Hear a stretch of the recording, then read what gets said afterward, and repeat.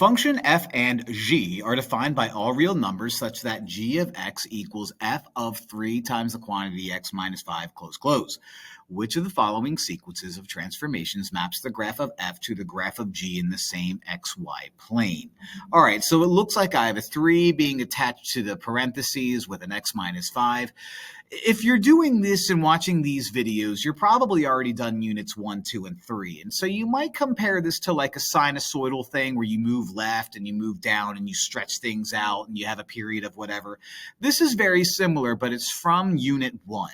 And from unit 1, we would label things as a times f of b of x minus c plus d. So it's very varies to the sinusoidal stuff. Okay, with the sinusoidal stuff, the a was amplitude. Okay, now what we have here is similar. Amplitude is kind of like height. It's half the height, but it's like height. What we have here is a vertical dilation. Okay, it's how things stretch or shrink vertically depending on the number.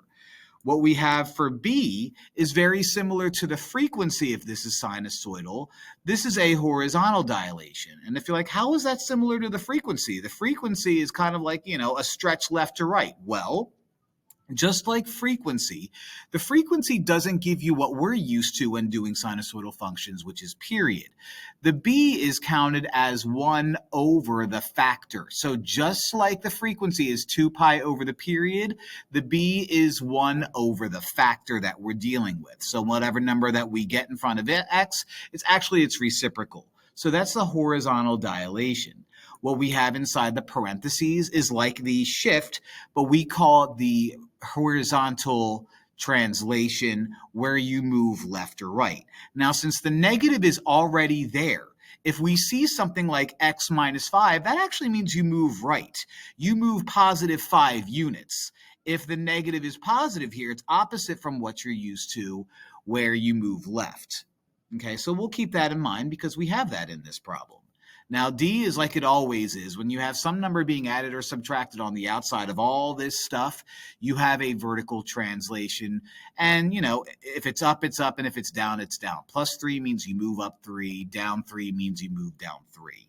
Now, what I have here is I have nothing in front of F. So, the A part that we have here means nothing. Okay, we have f of 3 of x, which means the b that we care about is 3, x minus c, so c is 5, and then we have no number being added or subtracted on the outside, so we don't have to worry about a vertical translation. The b is the horizontal dilation, but we write it out as its reciprocal. So what's going to happen is we're going to have a dilation by a factor of 1 over 3. So the horizontal dilation is actually 1/3 the opposite of what we're used to. This is minus 5, which means if it's x minus c and x minus 5, c is positive 5, which means we have a horizontal translation of positive 5. So we need the one that describes a horizontal dilation of 1/3 and a horizontal translation of 5. So horizontal dilation of 1/3, no. Horizontal dilation of 1/3, no. Horizontal dilation of 1/3, yeah. Horizontal translation of -5, no. We went positive 5. Horizontal dilation of 1/3, yup. Horizontal translation of 5, yup. You're the guy. So I think many people would look at this and probably get the right idea and maybe think that the dilation is 3. It's just you have to be careful. Just like the sinusoidal stuff where it's frequency and period and it's all upside down and backwards, the same thing happens here. Okay? I don't like these problems, but, what are you going to do? Got to do them anyway. Hope this helps.